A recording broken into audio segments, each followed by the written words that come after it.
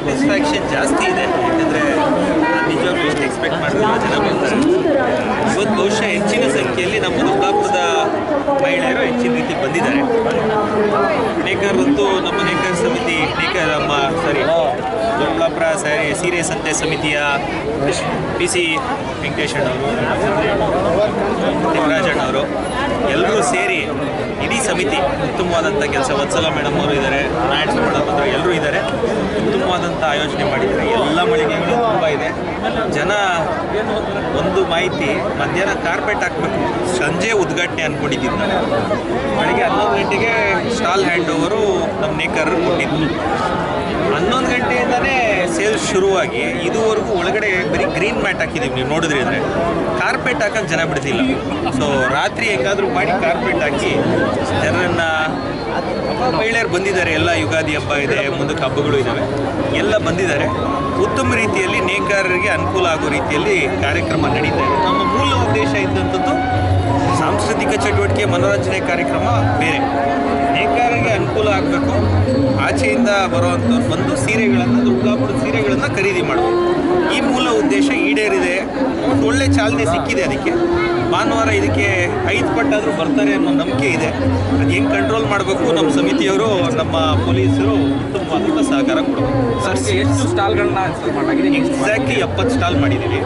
ಅದರಲ್ಲಿ 76, ಅದರಲ್ಲಿ 4 ಬ್ಯಾಂಕ್ ಕೊಟ್ಟಿದ್ದೀವಿ. ನೇಕಾರರಿಗೆ ಏನೆಲ್ಲ ಸ್ಕೀಮ್ ಇದೆ ಅಂತ ತಿಳಿಸೋಕ್ಕೆ. ಒಂದು ಗೋಶಾಲೆಗೆ, ಮಿಕ್ಕಿದ್ದೆಲ್ಲ ಕೇವಲ ಅಂಗಡಿಗಳಿದ್ದಾವೆ. ಫುಡ್ ಏರಿಯಾ ಬೇರೆ ಯಾರಿಗೂ ಔಟ್ಸೋರ್ಸ್ ಮಾಡಿದ್ದೀವಿ. ಫುಡ್ ನನಗೆ ಮಾಹಿತಿ ಇಲ್ಲ. ಬಟ್ ಇಲ್ಲೇನಿದೆ ನಮ್ಮ ಸ್ಟಾಲ್ಗಳು 76 ಮಳಿಗೆಗಳು, ಅದರಲ್ಲಿ 72 ಸೀರೆ ಮಳಿಗೆಗಳನ್ನು ಮಾಡುವಂಥ ಕೆಲಸ ನಮ್ಮ ಸಮಿತಿ ಕಡೆಯಿಂದ ಆಯಿತು. ಸರ್, ಸೀರೆ ಹೋಗಿ ಸ್ಯಾರಿ ಆಯ್ತು, ಬದಲಾವಣೆ ಯಾಕೆ ಸರ್? ಅದನ್ನು ವೈಯಕ್ತಿಕವಾಗಿ ನಾವಿಬ್ಬರು ಕೂತ್ಕೊಂಡಾಗ ಡೀಟೇಲಾಗಿ ಸೋಮವಾರ ಹೇಳ್ತೀವಿ. ಸೋಮವಾರದವರೆಗೂ ಮಾತಾಡೋದು. ಕಾರ್ಯಕ್ರಮ ನೇಕಾರರಿಗೆ ಅನುಕೂಲ ಆಗೋದು. ಅದಕ್ಕೇನಾದರೂ ಪ್ರಶ್ನೆಗಳಿದ್ರೆ ಅದಕ್ಕೆ ಜನಕ್ಕೆ, ನೇಕಾರರಿಗೆ ಸಂಬಂಧಿಸಿದಂಗೆ ಉತ್ತರ ಕೊಡೋದು. ಸರ್, ಇಷ್ಟು ದಿನ ಡಿಮ್ಯಾಂಡ್ ಕಡಿಮೆ ಇತ್ತು ಅಂದರೆ ಈಗ ಮಾರಾಟ ಮಾಡೋಕ್ಕೆ ಸಾಕಷ್ಟು ಪರದಾಟ ಅನುಭವಿಸ್ತಿದ್ವು. ಇದು ಒಂದು ರೀತಿ ಪೂರಕ ಆಗ್ತದಾ? ಅಂದರೆ ಅವ್ರಿಗೆ ಏನಾದರೂ ದೊಡ್ಡಬಳ್ಳಾಪುರದಲ್ಲಿ ಸೀರೆ ಸಿಗುತ್ತೆ ಅಂತ ಬೇಕಾದಷ್ಟು ಜನ ಅಂಗಡಿಗಳವ್ರಿಗೆ ಗೊತ್ತಿಲ್ಲ. ಬೆಂಗಳೂರಲ್ಲಿ ಶ್ರೀನಿಧಿ ಸಿಲ್ಕ್ಸ್ ಅಂತ ನನ್ನ ಸ್ನೇಹಿತರು, ನನಗೂ ಗೊತ್ತಿಲ್ಲ ಅವ್ರ ಓನರ್ ಅಂತ. ದೊಡ್ಡಬಳ್ಳಾಪುರದಲ್ಲಿ ಸಿಗುತ್ತೆ ಅಂತ ಓನರ್ಗೆ ಗೊತ್ತಿಲ್ಲ. ಬಹುಶಃ ಅಲ್ಲಿ ಪ್ರೊಕ್ಯೂರ್ಮೆಂಟ್ ಮಾಡೋರು ಗೊತ್ತಿರ್ಬೋದು.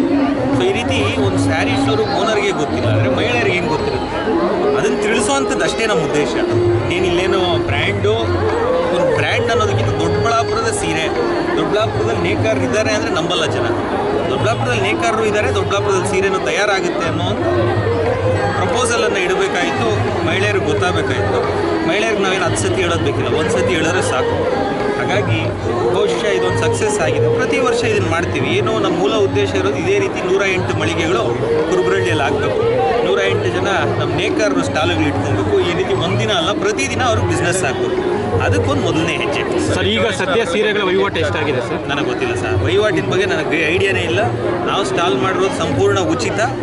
ಸ್ಟಾಕ್ ಖಾಲಿ ಆಗಲಿ ಅಂತ ನಾನಂತೂ ಬಿಡ್ಕೊಂತೀನಿ. ಇವತ್ತು ಗಿಲ್ಲಿ ಬರ್ತಾರೆ, ಅದಾದ ನಂತರ ಸವಾರಿ ಅಂತ ಬ್ಯಾಂಡ್ ಇದೆ.